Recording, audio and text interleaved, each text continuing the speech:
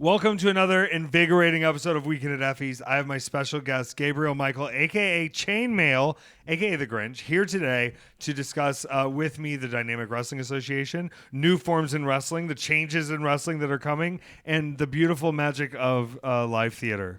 We're going to talk about all of it today. Yes, we are. Thanks for being here. WeekendAtEffys.com. Sign up for the Patreon. Sign up for the YouTube at Weekend at Effy's. Sign up for all of it. Share the content. I can't wait to have you hear from Chaynmale. This is going to be incredible. I sometimes hear more of a rest. I can definitely tell. So we listened to... I had a Disney rap mixtape, and we listened the other day. It is very clear my voice has gotten deeper over time, which I think is like what men's voices do. Right. But also, like, there's a little bit of, he's definitely smoked a few Black and Milds in his time. Yeah, that's certain. Yeah. I smoked for a good 25 years, probably. Okay. Yeah, I feel like we all were smoking cigarettes at some point. Yeah. Okay, I don't want to, that's not our intro. Yeah, it is. I'm here with my friend Gabriel. You said Gabriel Michael?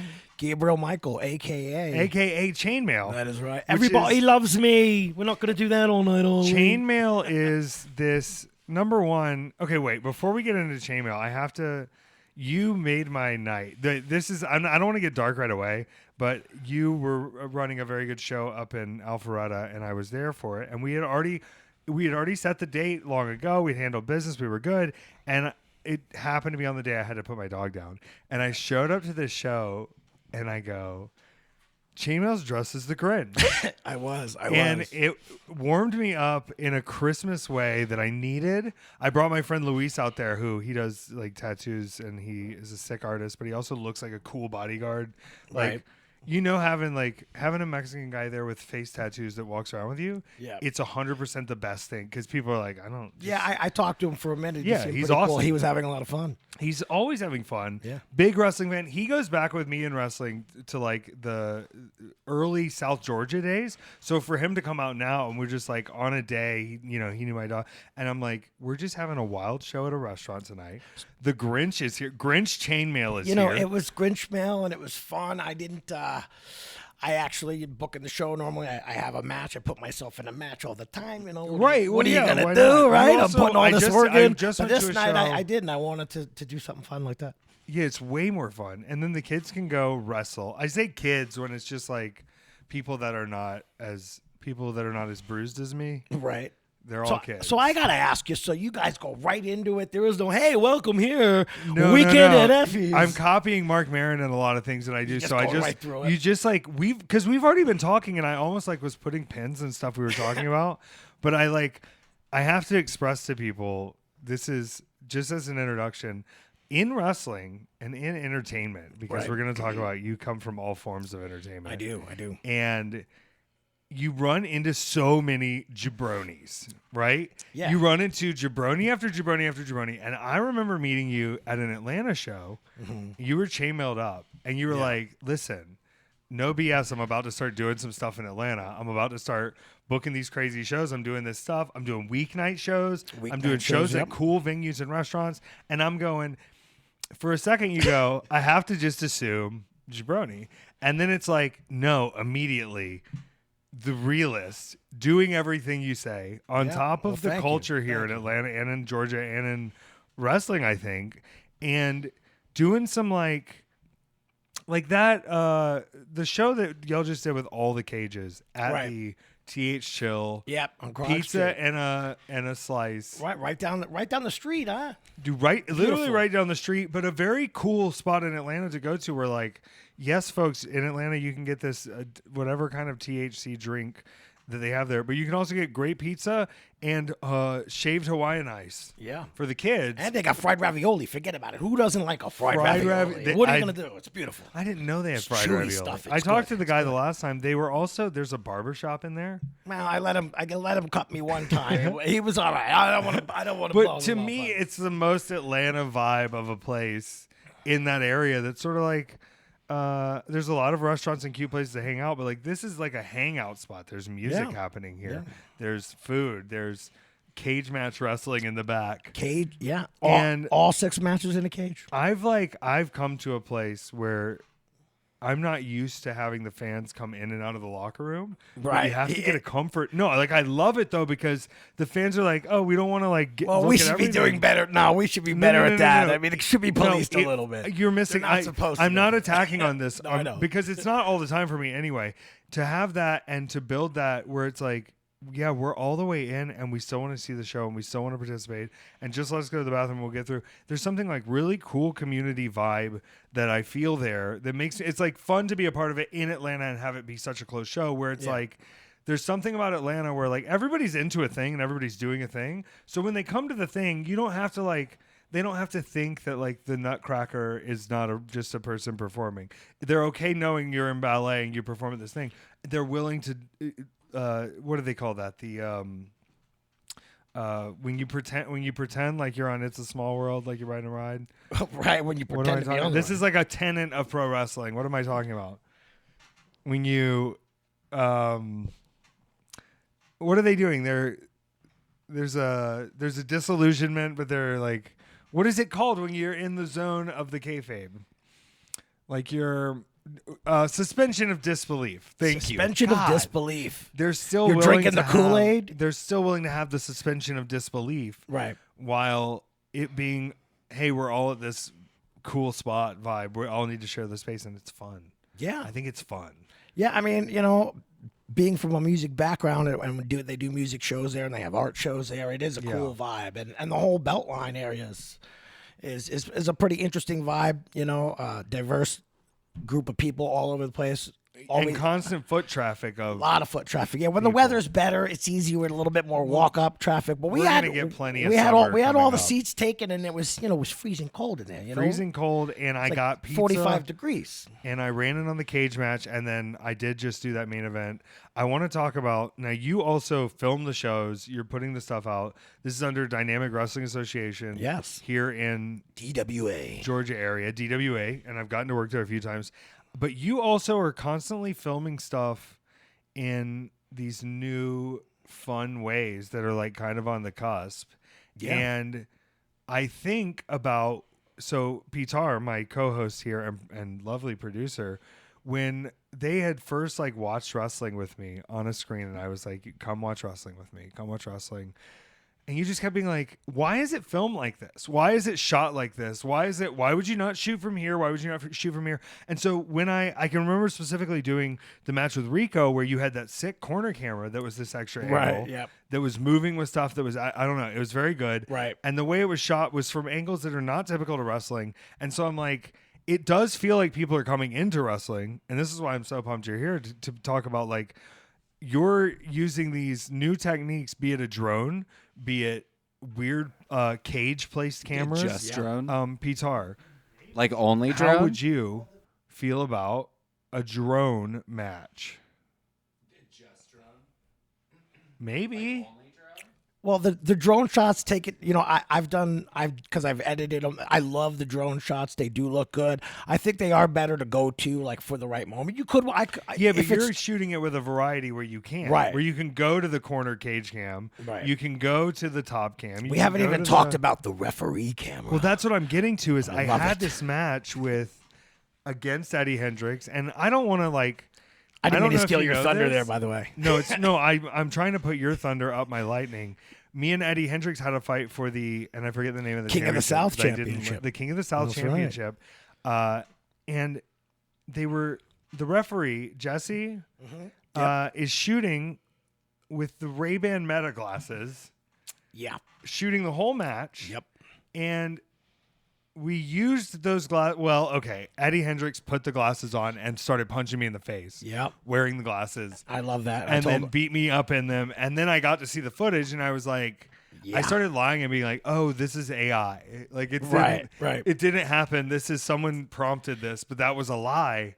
And it was real. It was shot on the Ray-Ban Meta glasses. Yeah, and I love it. I had to go get my own pair, by the way. You got your own pair, I but did. we're talking about how do you ring proof a set of Ray-Ban Meta glasses to where you could have the match be all of these options of cameras, but have the option of both competitors getting to see from their point of view. It's awesome. Dude. And how do you keep the magic with all of these techniques. Sort of, I hear about a lot of people, even from back in the early 2000s, when they didn't know about the corner cameras, when they didn't know about the ring post cameras. And so now it's like, as a performer, how do you kind of like maintain the magic while having cameras everywhere all the time? Like, it's Big Brother season where it's like, it's all filmed. Well, you got to know where to cut the audio and stuff. Like, you don't want to have, like, there's moments where you want to have the audio from the ref cam and the guy screaming at him and all that stuff, which was cool, which Hakeem gave us a moment like that in my match.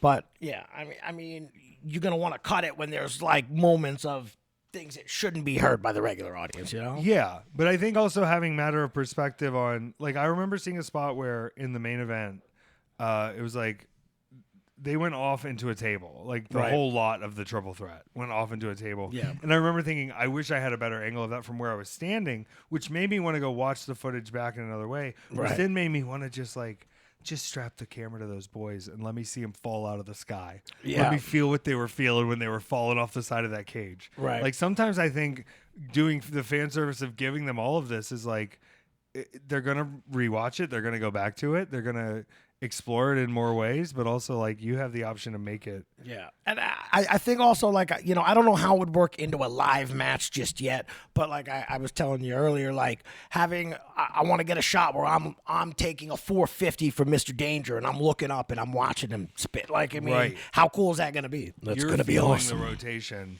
of being Mr. Danger. Yeah. I keep thinking about that movie they made called Hardcore Henry. You remember that? It was first person? Yes. I didn't see it. And I think more matches should have that function. But then I think like Matt Hardy did some cool stuff with that when he was doing the like deletions at the Hardy compound, where I feel like a first person of that would be sick to do. Yeah. Logan Paul tried to grab the drone. Oh, did he? Yeah. Did they have it above the ring? Yeah, well, that's why they've been doing a lot of drone stuff now too, WWE. Yeah. Not only do I acknowledge the camera while I'm doing my shot, I'm gonna grab it. I'm gonna grab it. Yeah. I think it was like calling to it. It was coming to him. Landed in my hand. There is kind of a catch-22, I think, in teaching the new kids though, in this environment, like how to work cameras and how to work places where you really have to fill in where they're going to be watched from. You really have to tell them every time. But I feel like I've been looking for hard cam and looking for floor cam so long that now I just kind of like let it. Like, I feel like my movements are built for you to be able to film. And if you're doing it in new ways, I just have to trust it's going to get done. Like, I can't think about like, oh, well, I have to work to this camera, work to this. I just have to go, okay, I trust they're going to film it. Let me just do what I do because they have an idea of where to film it already. Yeah. Yeah. But for young performers to trust that too, to be like, hey, you have to pay attention to the camera, but also it can't be there really. Right. You're still working to the room. I don't know. I feel like no matter how good a match is filmed, if the room's not like behind it, into it, it kind of gets lost to time. Like, you need someone who can get the people that are actually there, no matter how big or small that crowd is, no matter what that reaction. Like, if the people that are there are into it and you shot it cool, that's sick. But I'll watch some matches that are shot like piss and vinegar just because it's rowdy in there, like, and they're not shot well. And so there is kind of.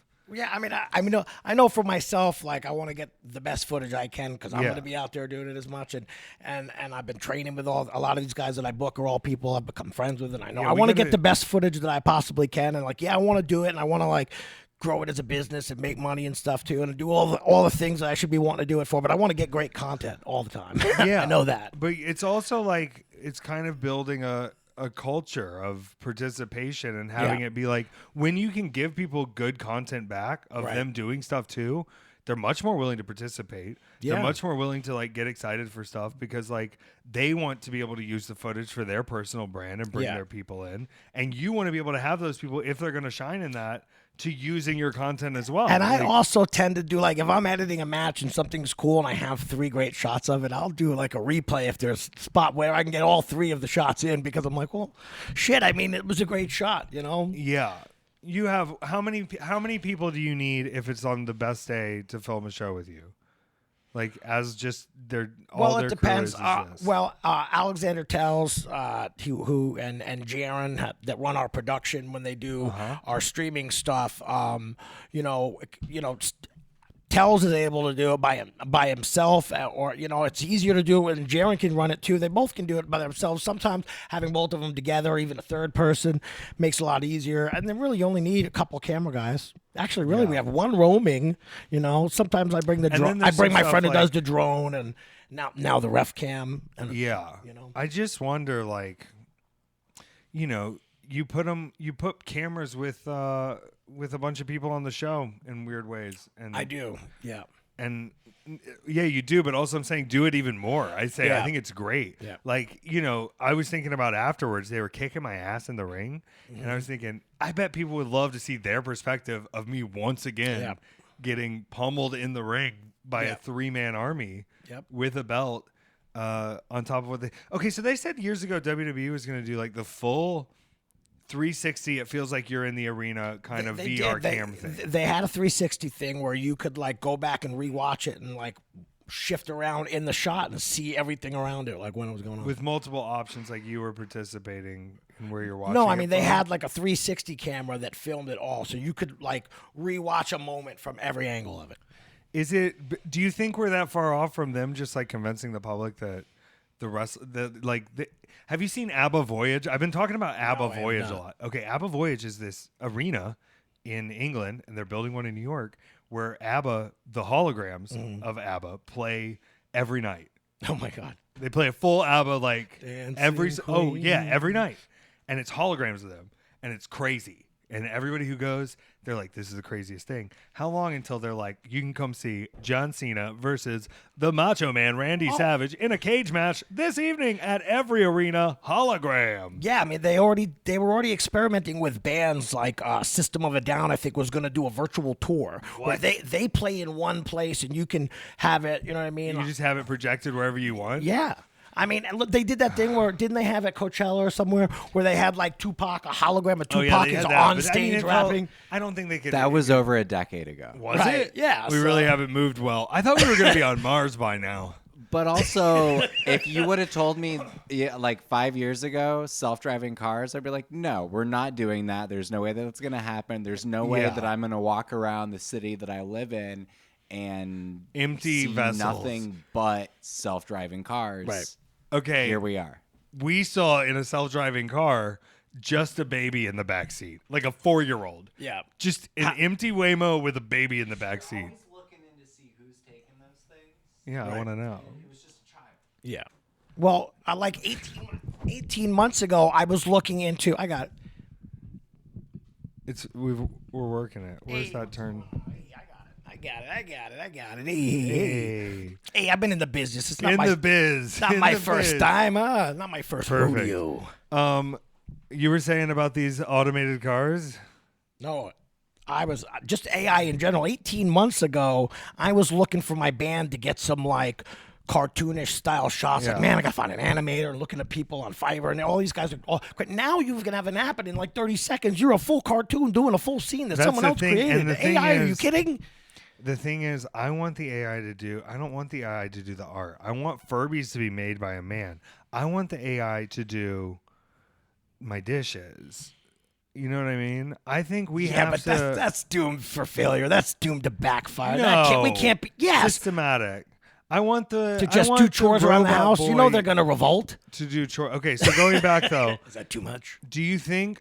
I think people are going to get tired of it eventually, and crave some real shit. But I'm hoping that as a real person who performs live, that like I don't know, the shows I've been going to lately, it feels very human and connected and fun, and like people are there to hang out with people and to see people do people stuff. And it's like I don't know if people would go out as hard to replace that. And maybe it's just like, are we just going to be replaced with whatever's good in their house?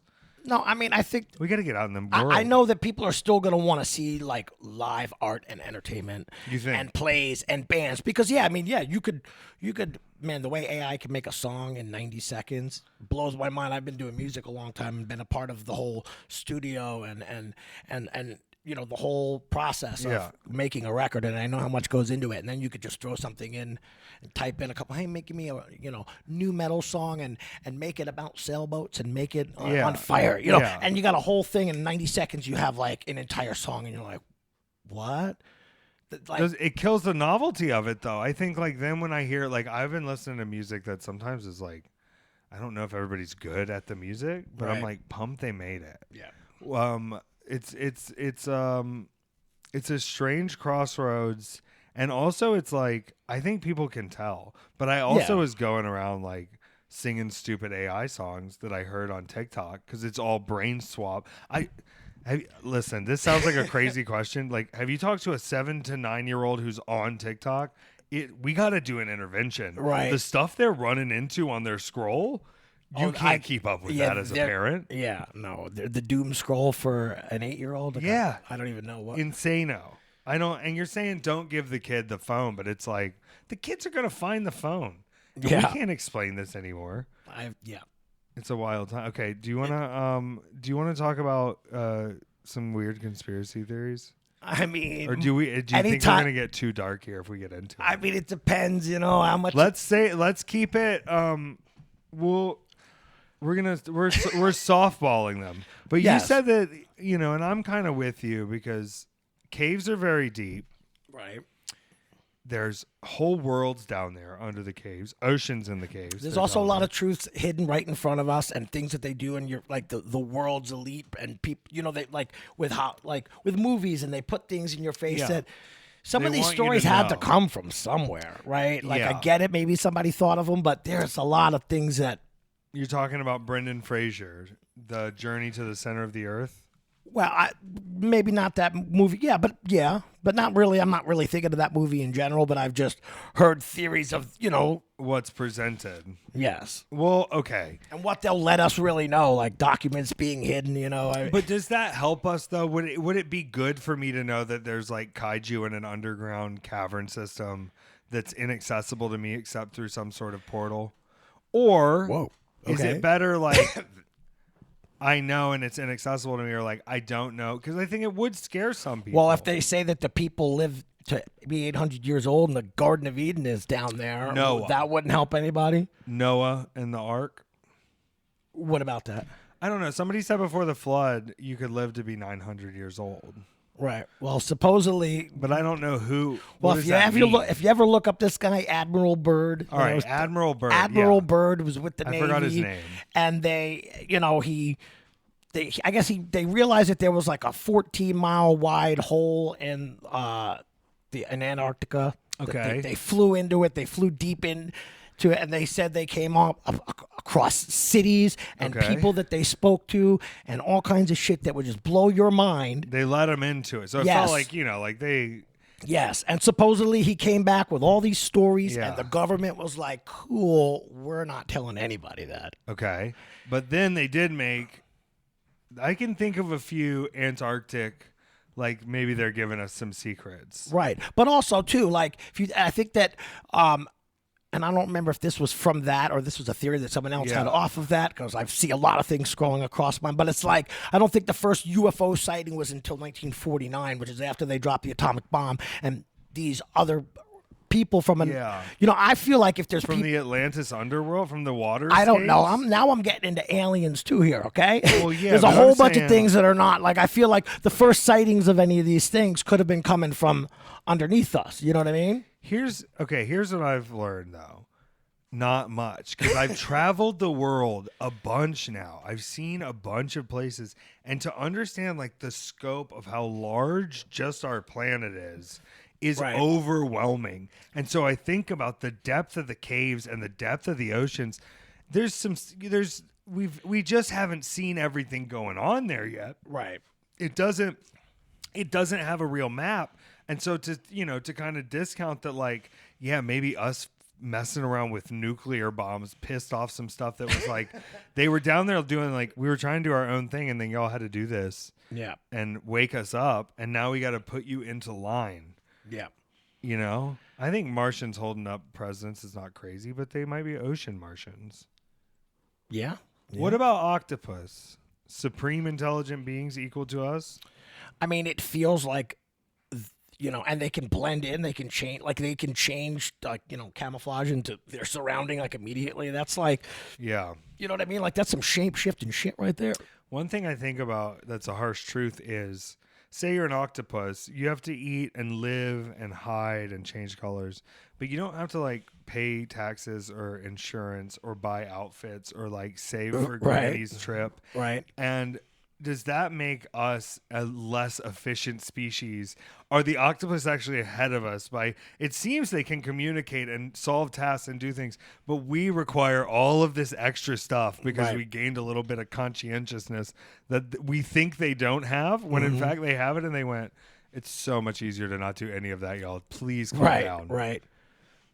I would like to add something to the Richard Byrd. Admiral, Yeah, yes, Admiral Byrd, let's go. One of his ancestors Yeah.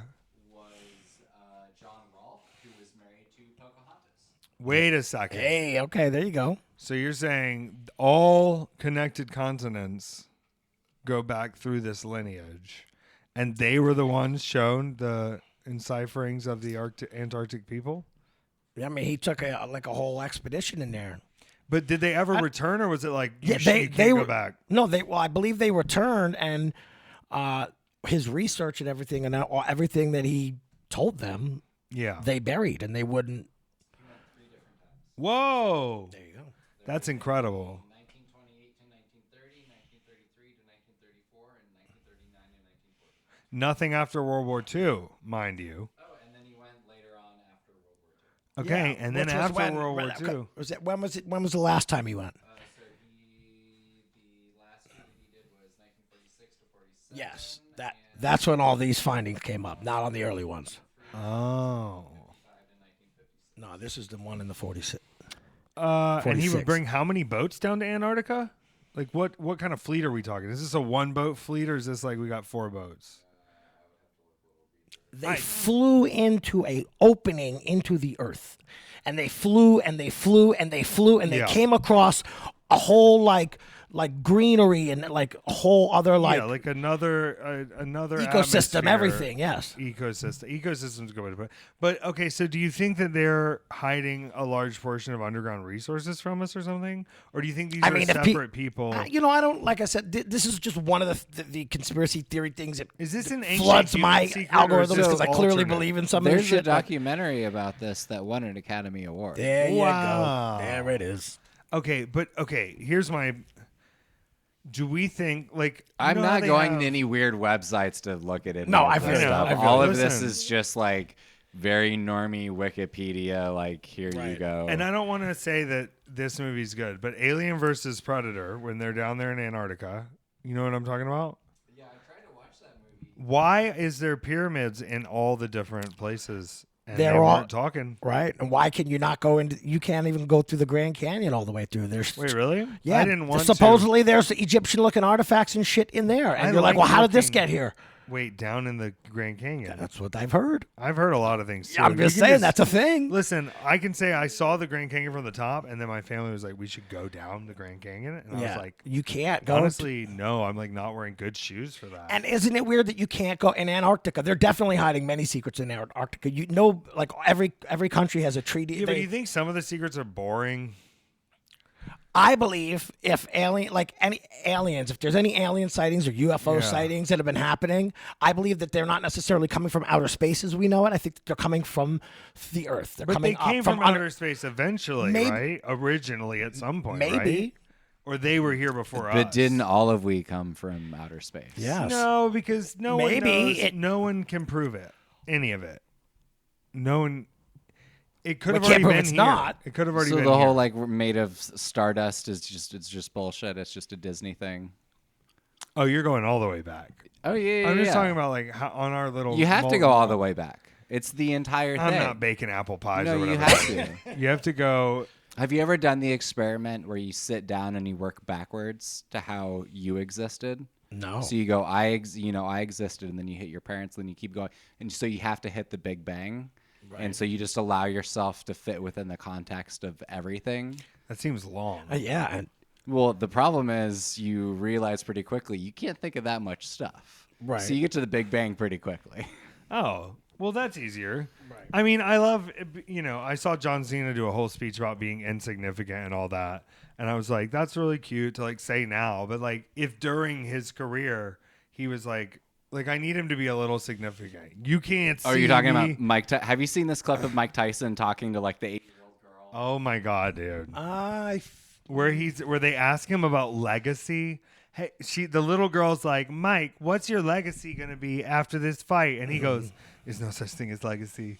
It's nothing. It's just get what you can while you can." Yeah. And just like is the most soul crushing. I am answer to this nothing. girl. I am dirt. Once I am dead, there will be nothing yeah. left here. There's no such thing. That's a made up construct. I love it. I'm obsessed. He just broke her heart.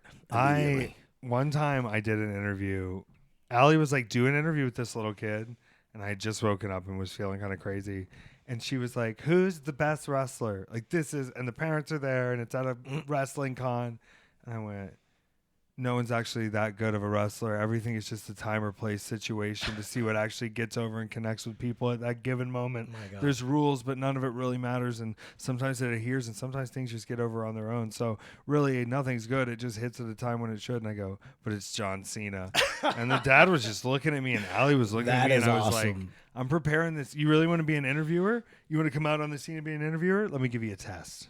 Right. Let me give you a little real answer here. But I cleaned it up with the John Cena. Yeah. But I think it's fun. I think participating in all kinds of media is fun. Yeah. What do you think is next for wrestling? And not like WWE, but just all wrestling. I feel like we're coming out of a bit of a rut. I think wrestling has to change a little bit. And the shows that I'm seeing that are having the most success are events that people are participating in, parties, fun. Right. Vibes. Where do you want to see wrestling go? Where do you see the most success for us going forward? I don't know. I mean, I've only been in this business for a couple of years. I've been doing. Yeah, but that excites me too because old heads who've been here forever, they're just going to keep doing the same thing. Yeah, I mean, for sure. I mean, I like to involve music when I can, and just a vibe of, I don't know what. I train with a lot of guys. I like to give a lot of guys an opportunity. Okay, let's talk about the training for a A4. second. That's AR Fox's school. Yes. The WWA4. Yes. I kept trying to go out there, and then I didn't have a car, and so now I'm not going out there. But what a cool place to be able to work alongside. Yeah, I mean, some of the best and guys who are really trying new things, doing weird stuff. Yeah, going out there on a limb. I mean, Teriyaki, Mr. Danger, Grayson Pierce, Northside Heroes. I mean, Jay Lucas. I mean, I got to. They were. Me and Jay Lucas had a great match for your promotion. Absolutely, it was awesome at the Wild Wing. Wild Wing Cafe, which we are going back to now that football's over. I love it. I think the more places in the community that we can have shows at and that can see that we can do this responsibly, the better it is for the restaurants too. Give them a reason to come out. We're not even taking up that much space. They're doing business. Right. They're loving it. People are watching on. You think more community-centric events like this instead of just thinking of things like what's at the arenas? I don't really know. I just know that like what we do, and I know that I'm trying to put together fun matches at fun places with a cool vibe and an opportunity to give cool production value live and then after the fact. Anything else outside of that, I mean, I don't know yet. I'm just trying to right now. I'm still learning the business, but you're also putting. I think you're putting younger talent in positions where they're able to be themselves, and you're giving them like, hey, here's what I want from you, but also like kind of make it good, and like putting a little bit of a challenge on them, especially when it's guys you train with and guys to be able to put them out there and let them explore it a little bit, and then be able to bring in Cruel, Alex Kane, Effy. You had Priest in there. Adam Priest too. I've had him once. Cruel's a crazy one.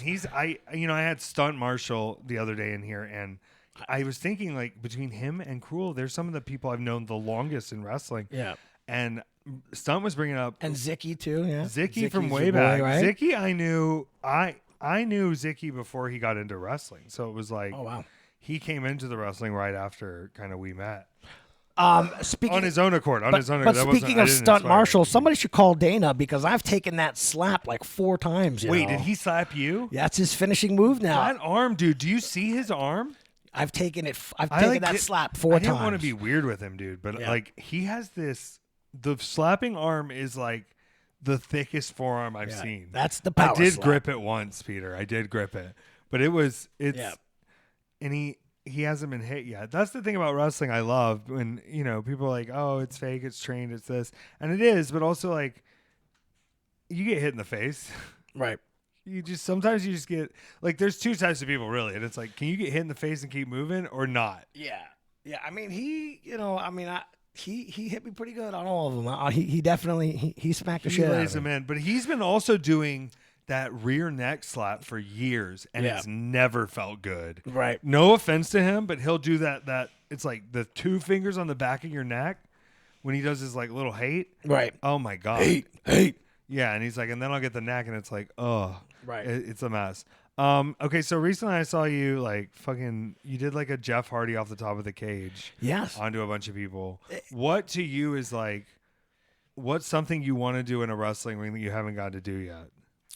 A moonsault, and I can kind of do it onto like the padding, but I haven't. You've done it in practice, right? And the thing I did off the top of the cage, I appreciate you for saying that it was somewhat of a. When I got it, I wanted it to be. It was like an old school crossbody. Yes, like it was like a twisting. Bobby Fulton used to go up there. It was cool, and I wanted to do it. I'm like, if I'm gonna get this cage, man, I'm gonna go off the top of it, man. Yeah, and it's set up in a room where you have the ceiling to do so. Yeah, and my drone guy was there that night, and the wind was too much for his drone, but he got the couple of shots that I needed just for that. I saw the drone hanging in there. Yeah, I know, but it wasn't doing good. But luckily for the few moments that I needed him to do it, my buddy Justin came through. You're a madman for that, though. Being in a match with Cruel, I had my best match ever was with. He was part of me losing that belt at the mall, and that right.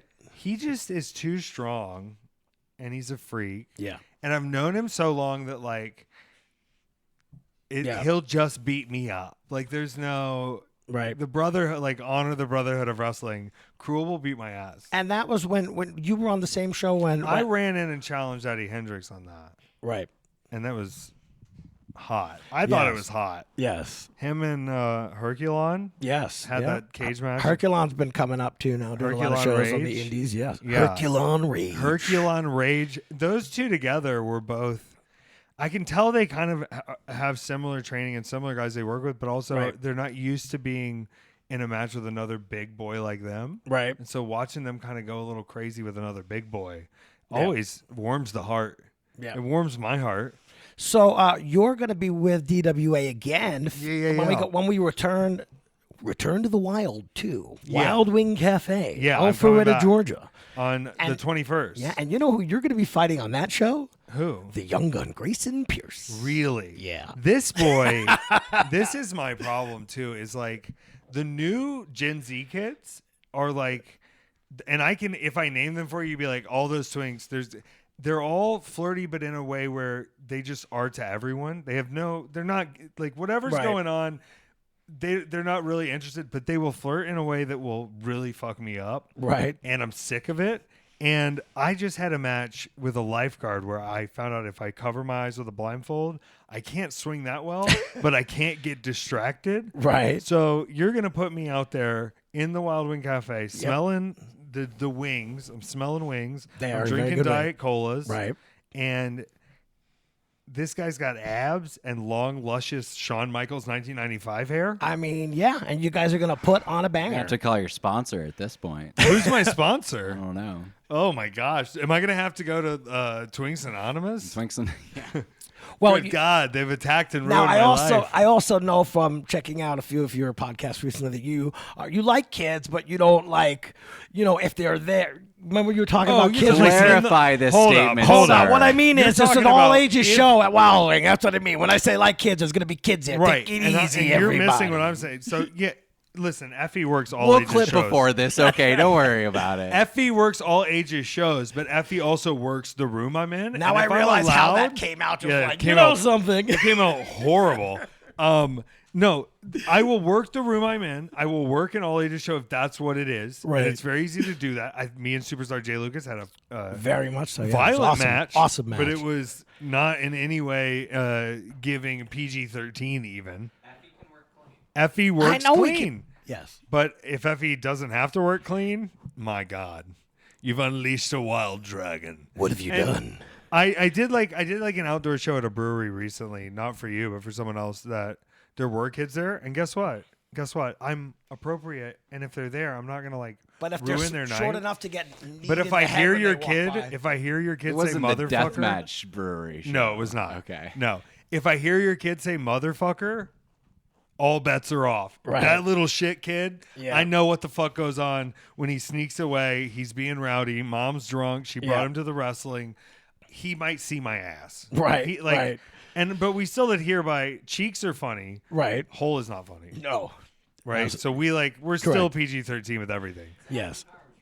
Yeah. Austin Powers rules for sure. I mean, we've had some pretty wild shows over at Wild Wing Cafe anyway. So Yeah, we have, but also I know how to be tame. I know you do, and I do not know how to do segues. Well, it's getting to the point of the job, which is like sometimes those things are hard. There's only 2 wheels. Which way are they going? You don't. Which way are what wheels? The Segway. Oh, you're talking about the scooters? Yeah. They used to have whole businesses built on you being able to ride one. Derail this joke. My God. What? Yeah, exactly. I was making fun of my kid's Segway, and then he said something about the 2 wheels. Yeah, the Segway scooter. They used to have businesses built on them. How did that kill the joke? Just because I kept talking about Segways? Just go back and listen to that episode, and you'll see where the cards fell. I don't think I could ride a Segway. I do not have the balance You to can do it. Have you ridden those the little hoverboards? I don't know. I used to have a buddy that we would do like the Fan Fest and Walking Dead conventions. Okay. And he would because he had a lot of clients and stuff, and he was he would ride the thing back and forth. My buddy Kevin Schwartz just ride the thing everywhere, and he could just have a conversation with you zipping around. Mm-hmm. Did he have the handle on the front? No. You talking about the hoverboard? Yeah, the hoverboard. No, the Segway. No, but he was able to. How long is that going to hold a charge with a grown man on it? Realistically, you got to put that thing back on the charger every hour, dude. right? At the Congress Center there, it's fucking. It's long. A few hours all day long. You could zip that thing. You have to have one. Or else. Or you're not getting around. What happened to golf carts? Too big? Too big for a convention, yeah. Huh. Yeah. Is there, I've been seeing the snack robots going around town. You know what I'm talking about? Yeah, I would think that more of those things would get knocked over and just put a seat on it and let me ride up the street. You're already delivering snacks. Let me ride along. Have we talked about this? So it's a pilot program through Georgia Tech. What is? The robots that we're seeing. They're just experimenting with it, or is it so full it's like you can business only now? do it within the food program at Georgia Tech. So it's just tech students that get access to those robots. That's weird. I'll flip them. What are the ones in Chicago then? They're just for free use? It's probably for some other pilot program.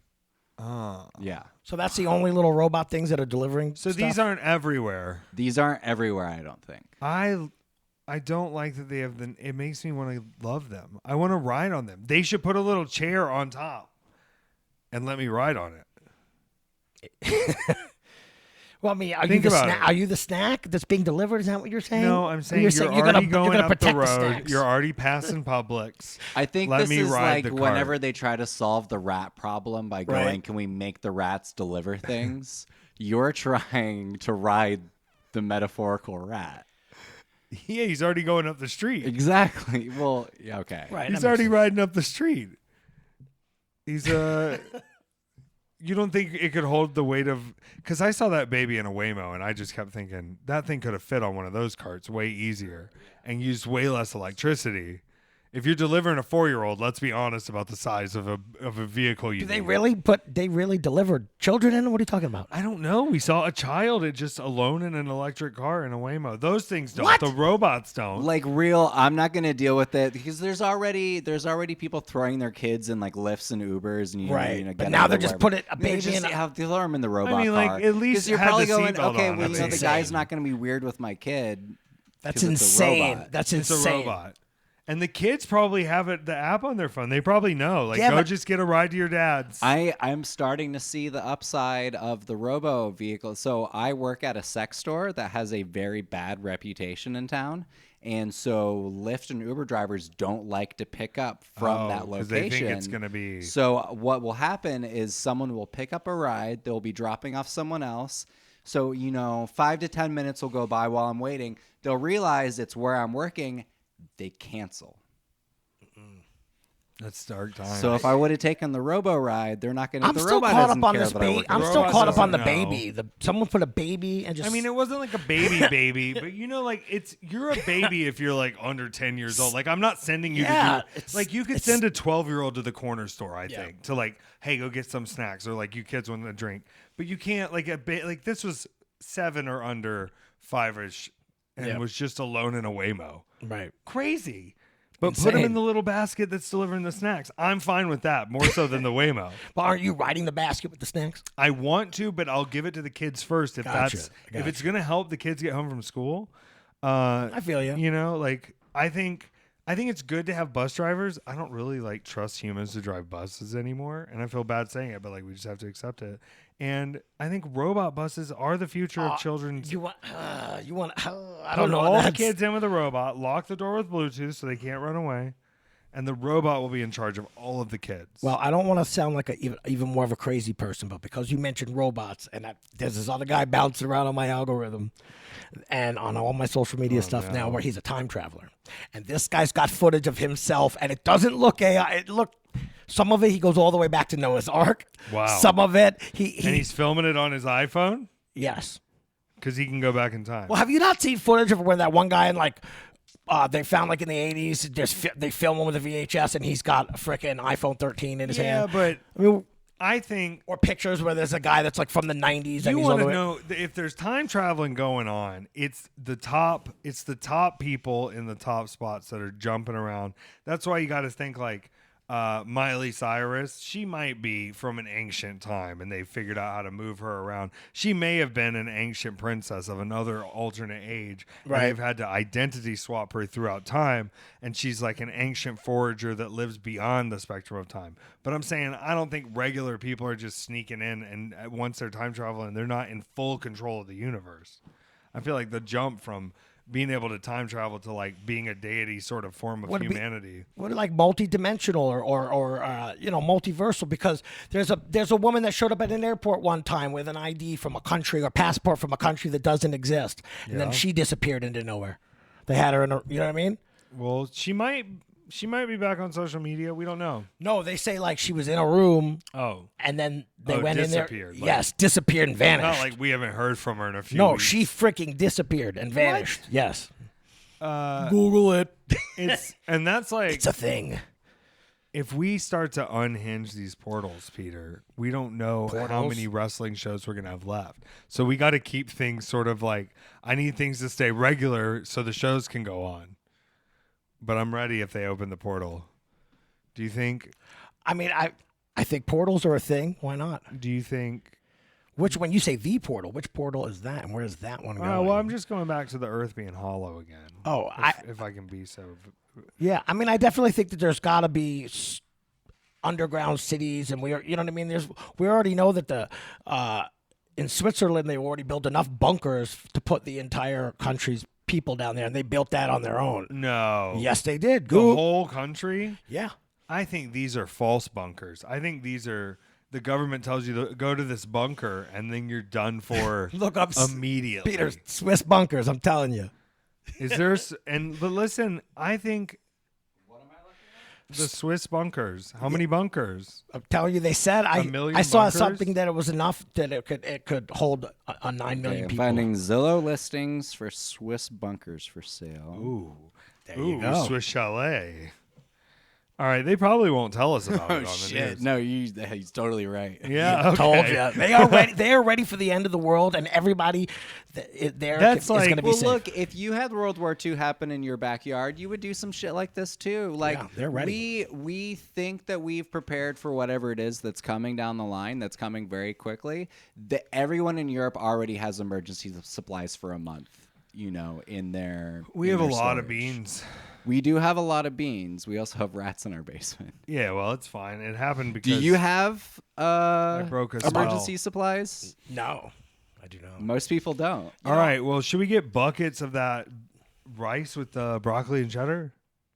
They have it for sale. Buckets. And then all you do is add water. But then I'm thinking, who's going to have water? We're going to have to live straw this thing into making... I don't know. I mean, I feel like you don't really know until, like, some people just know, like, I'm built for that life. If it was in, apocalyptic times right now, that I could go out and be that person, Yeah. I don't know if I'm Rick from The Walking Dead when those days come. I don't know if I gotta find somebody else and help. Like, I don't know. I feel like you kind of you jump into leadership roles really easily. So I feel like people will be like, "Gabe, what are we doing?" You'd be like, I'm gonna delegate it to the fucking big guy over here. Hey, hold on 1 second. Hey, my big guy. two strategies are the new kit's closest to where I am, right? So we just don't have to worry about it, or Desert Wizard. Desert Wizard? Because if I have magic to offer some kind of warlord, right, then I can just history man my way through this Mad Max apocalyptic scenario. The planetary gauger of secret. Here's what I'm gonna do, and it's just called I'm just gonna confidence man everybody, right, and not in a conning way, but a real confident. I'm gonna go, guys. We got to go raid the bunkers. Right, it's time. We got to get in there. Yep. I don't know. They're saying more and more. We're probably going to be fine. Everybody's dramatic, but I've heard the elites have a fucking underground city in Tennessee somewhere. Well, probably. The Tennessee mountains are so old. There's areas of the Appalachians where the air hasn't even touched for more than 4 million years in these pockets of water internally in these caves. Crazy. There's some deep monsters. Yeah, the darkest burial. Those mountains had to be imploded on themselves thousands of years ago to cover something up. It wasn't an implosion of itself over time, but that's, a lot of people aren't ready for the scare of the Appalachians. Africa, too. Well, didn't it all used to be Africa? It all used to be Africa, but that specifically used to be a huge part of Africa. 15 years in Kenya over here. Really? Yeah. Nice. Where have you lived besides Atlanta? Well, I was raised in Long Island. Okay, I feel that vibe. Yeah, born in Brooklyn, raised in Long Island, moved to Georgia, Cherokee County, Canton, Georgia. Okay. Talk about culture shock. Yeah, up in the woods there, baby. Yeah, and that was 1995, 96. Okay. And then with my band, I played music from the time I was 12, 13, 14. Then here, when I moved to Georgia, I had a band, and we did some stuff, and we were called the Superbs, and we moved out to L.A., Hollywood. I had a guy paying the bill for us.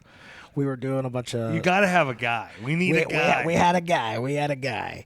And, we made records. We lived out there for a couple of years, and we came back to Georgia. We had gotten a Canadian singer somewhere along the way. Yeah. He couldn't come back to the country. We had to go to Canada and live there. Whoa, what part? Mostly, we were in outside of Ottawa for the first little stint, and then mostly for like 3.5 years, we were in Toronto, eh? Oh, yeah. Fucking A rights, man. What do you miss getting the donair platters? Huh? I love donair platters in Toronto. What was that? It's like the kebab, but it's sweeter and it's Lebanese. They did have a lot of pita and falafel places. Yeah. Yes. Oh yeah. That I think some of the best in the world in Toronto. Yeah. Oh yeah. Fucking Toronto. A, man. I love Toronto. Yeah, we used to play a place called the Cathedral on Queen Street, I believe. That sounds sick. Yeah, it was awesome. Was it a former church by any? I've done some former churches in Toronto. Yeah. Multiples. No, but it was Canada was fun. But yeah, we lived there. There was a time even back in my adult life with the band. I think somewhere in between there, we lived in New Jersey for a little while. Right near Hoboken. Okay, so you were right up north by the city. Yeah. In and out of the city. Yeah, and then there was a period of time years later the band had changed. My brother and I, after it kind of stopped for a while, the original band was called Surface. The Superbs morphed into Surface Rising, which we did till about 2008. And then it kind of fizzled out for a minute. Then my brother and I joined a country band, and we were playing which I was into. Daisy Dukes and Cowboy Boots is the reason I was there. You know what I mean? So we were doing that gig. Yeah, but don't you have to like have your heart in the country a little bit? Or I did, but it was fun for a little bit. But then eventually that kid got offered a deal. He didn't want it. I looked at my brother and I was like, the guitar player, why don't we take him and start our old band with Jesse? Make a long story short, we end up getting a record deal with this guy, and I could do. If there was ever a day, we don't have enough time for me to talk about this guy. This guy, we call him the Great Randini. I don't want to give away his real name, but this fucking Did he disappear? Guy. No. He did a lot of things. Lots of things disappear, but he was like a Bernie Madoff type of dude. He took a whole bunch of money from a lot of people. He spent a lot of money on my band, and we had this crazy record deal and all kinds of money. He was like hiding money around. No, he was stealing money from people, stealing from Peter to pay Paul. It was ridiculous, okay? Yeah. But anyway, we had that band. We had gotten the band back together. My brother later. Anyway, this is all a question stemming from where did I live? We lived in Tennessee No, for this a is while. awesome. There was like 11. I need all of this. There was like 11-month period where we was like, we got a record deal. He took us around to all these houses that we were gonna have. That he was gonna buy for the label. We were gonna live in like a mansion. We quit our jobs and he was paying our bills and stuff.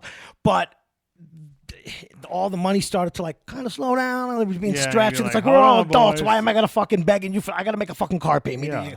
You got me here or not? But anyway, it was weird. But yeah, we lived in there for a while. Oh, that's crazy. What brought you back to Atlanta? Atlanta's popping. Yeah, I mean, my whole family, I've got 3 brothers and sisters, 5 nieces and nephews. So that's lovely. Yeah, I'm, the fun uncle. I don't have any kids, never been married. I just do music and been traveling. My brother left the band. My brother played with me from from 95 with the Superbs all the way through 2012. I think everybody has their own sort of social way of approaching the world, and I think you're very social. I'm very social. I don't think that means either of us needs to have kids. I think we can be great uncles. Yeah. I think we can be awesome uncles and still follow and do some cool stuff that we're sort of afforded because of our choice to remain that way. Yeah. Yeah. I mean, I've always like chased the passion for like the entertainment and the things that I put my heart into with giving the people a damn show they deserve. I mean, honestly, what's crazy is never in a million years would I've told you I would have have anything to do with the wrestling business, let alone be an indie wrestler, It started it in my 40s. Never would I have ever done that. I used to not go skiing on ski trips with my best friend because I'm like, nah, dude, I'm the drummer, man. I don't want to hurt myself. Now I'm just like flips off the top rope. Like, I don't care. But okay, so I have this belief, side note, that you don't even get good at wrestling until you're 40 anyway. And I don't think that's because you're in wrestling long enough or you've done it long enough. I think that helps. But I think it's because like you have to like be an adult to like understand the way you really want to convey these stories in the ring and the way you want to do stuff. Yep. And it like takes a little bit of just life maturity and seeing a bunch of things and doing a bunch of things. And like, thank God I have jobs and other roles and have come from other places and played in bands as well and done other things. But to be in wrestling now as an adult man, where I'm still getting better. I'm still like feel like I'm learning at my craft, and we're entering where you're coming in and you're saying I'm coming in late, but I'm going. You may have experience in wrestling from so many aspects of your life, and just doing the moves and putting a match together.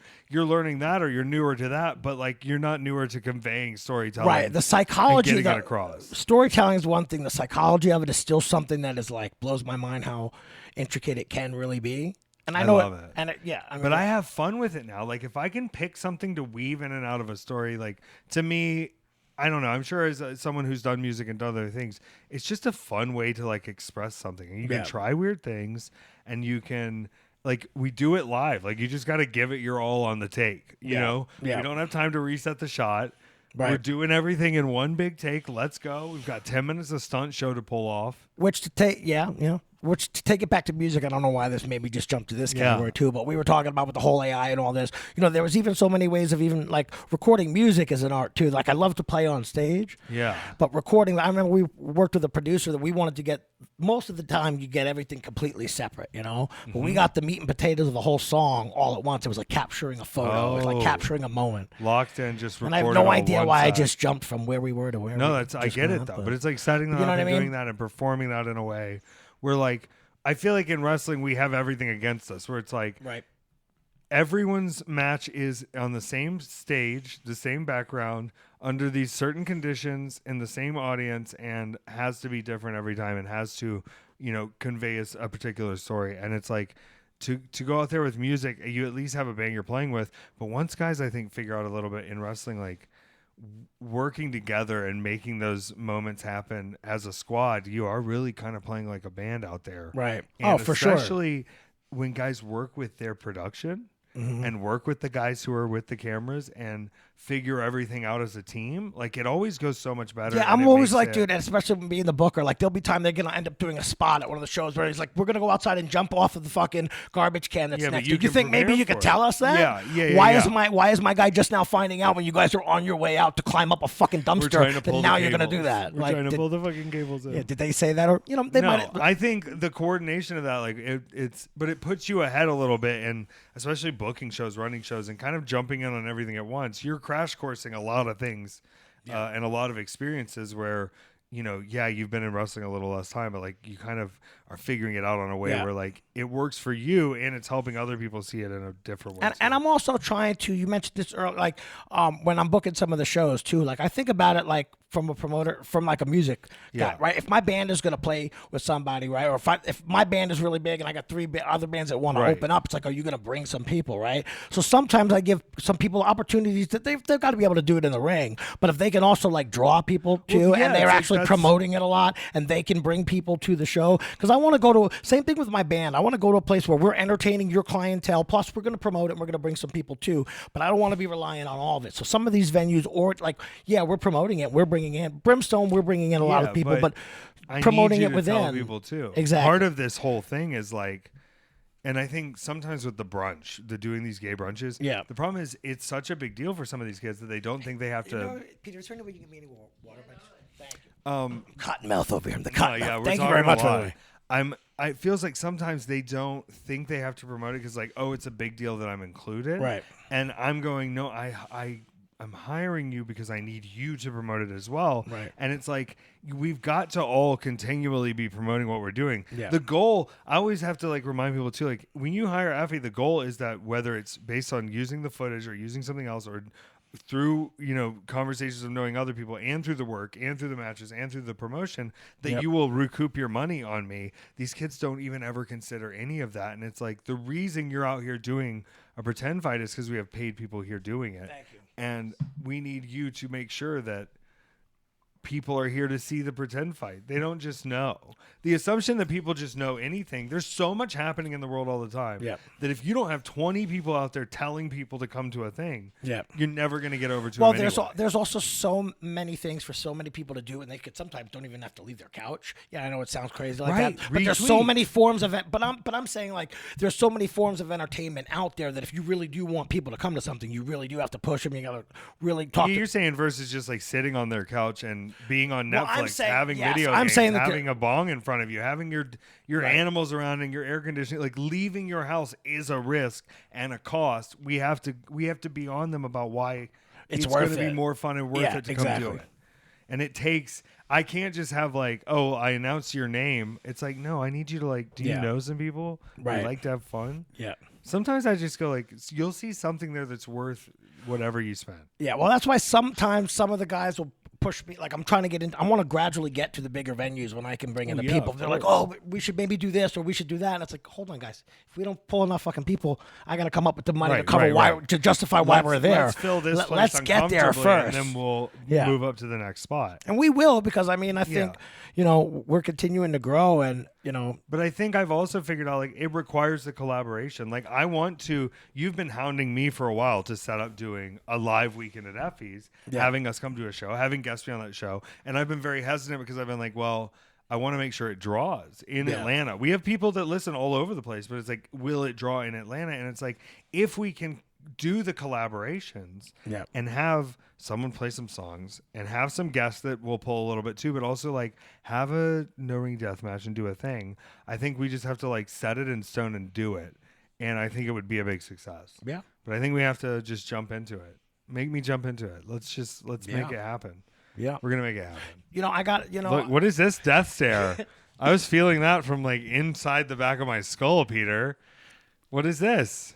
Just your hesitancy to do things that I tell you over and over and over and over and over again that we Sometimes I feel like I'm overwhelming you. No. Well, you are, but we're figuring it out. You'll get there. No, I mean, the idea we is should cool. just jump on it. The idea is great, but it also is like we would be dumb to not put $150, $200 into putting some promotion on it. You could treat it damn near like a talk show for a night where you're bringing up different guests and you have music and you talk to them for 15 minutes or so because y'all's personality together is the electric. That's the magic. Yeah. And then you have music in between. And we've had fun with guests in a setting like that before, but I want to do it like just outside of, like, it feels bigger than wrestling. And I like that wrestling is a facet of something you do. Right. But it's like, there's so many other things that mix into the way you're approaching wrestling because you come from these things, and it's like, how do we make this? Because it like wrestling being one of the last things in a room where there's people and you're right there and it's happening and it's a little unpredictable. I want that to be kind of the vibe of the live show too, and to have those moments. Right. And let's be honest, Cardona's out. Right. We got to fill this hole. He was running live events. He was having guests. He was doing live podcasts. Really? WrestleCon. Let's make sure we talk this up and get it worked out. I'm going to be there for the Big A brunch. I need them to get it together. But Very nice.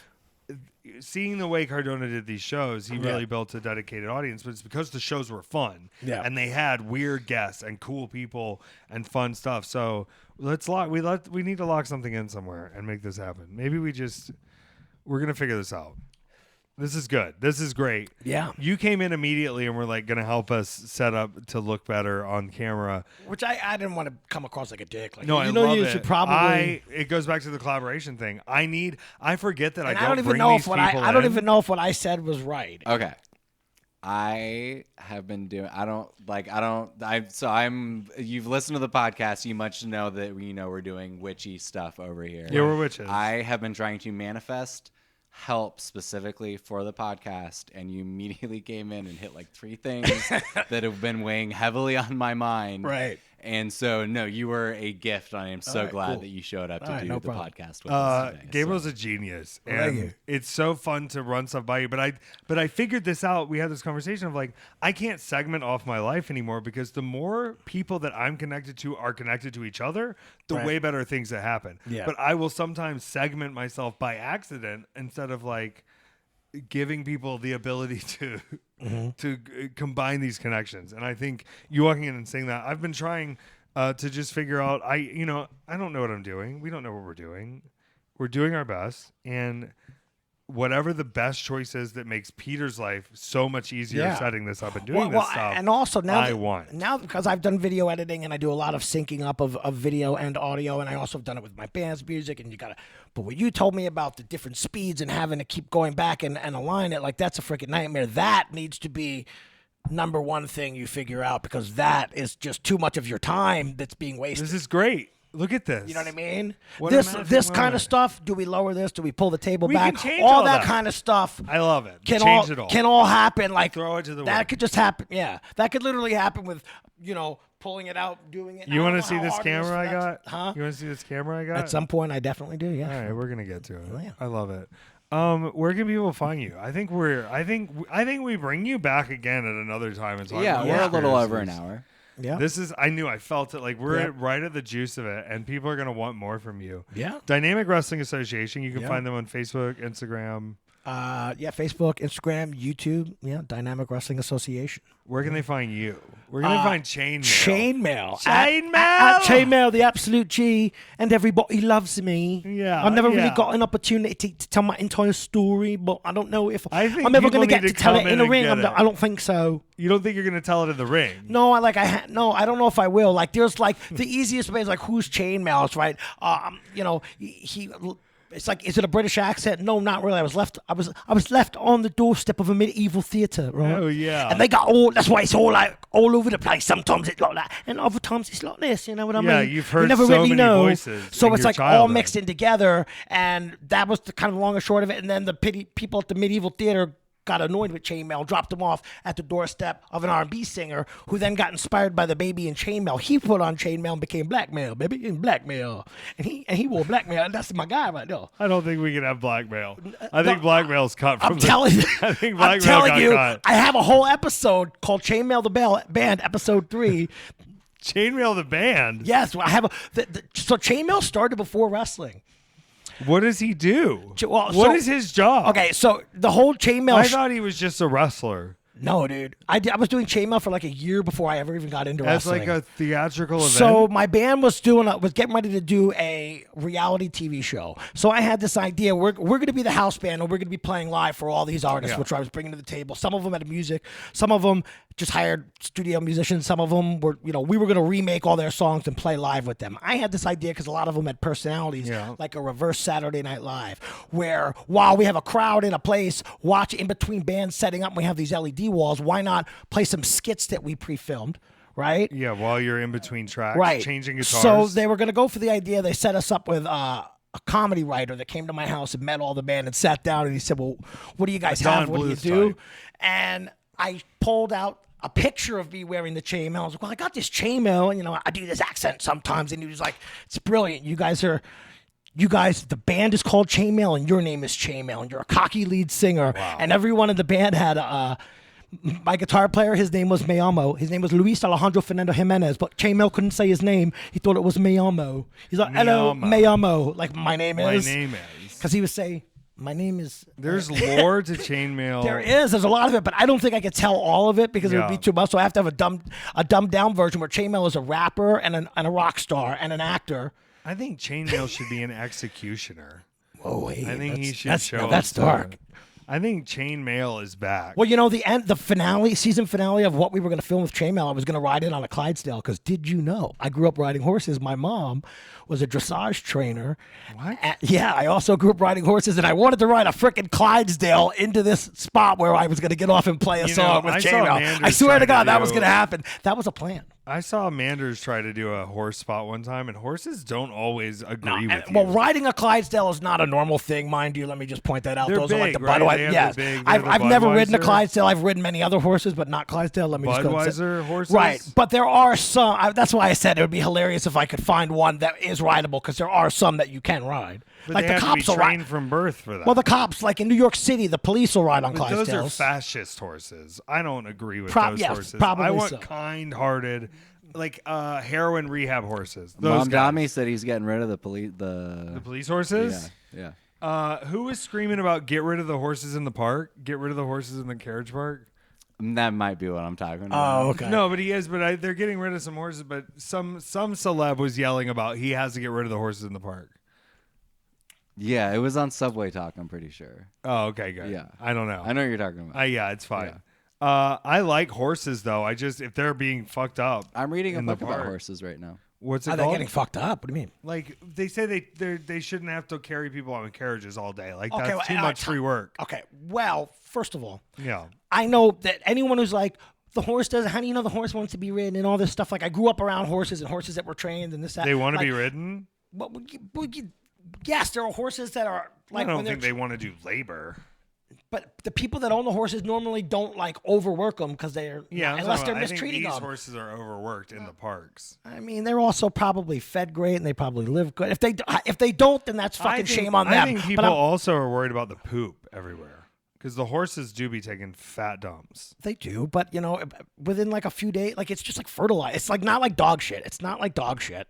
Like dog shit will stay there for longer, and you step in it. And should we not be feeding dogs what we're feeding them if their shit is not applicable to the earth? Well, excuse me, you do know, right? Like for instance, if you step on some horse shit, it's not anywhere nearly as bad as stepping on dog shit. You step on dog shit, you gotta hose your shoe down. A lot of people say the fungus that grows in the horse's I really don't want to step in shit regardless of what kind of shit. But if you miss it, it's big chicken enough shit. Bird shit, human shit, dog shit, horse shit. I think bird shit is the most disgusting. It's all shit. But anyway, I totally derailed you saying goodbye on the end of the show. No, I love it. I just you don't even have an intro. You didn't have an intro. I'm gonna do the intro after. I do the intro at the end. Okay. My bad. I do the intro at the end because then I know what I'm introing.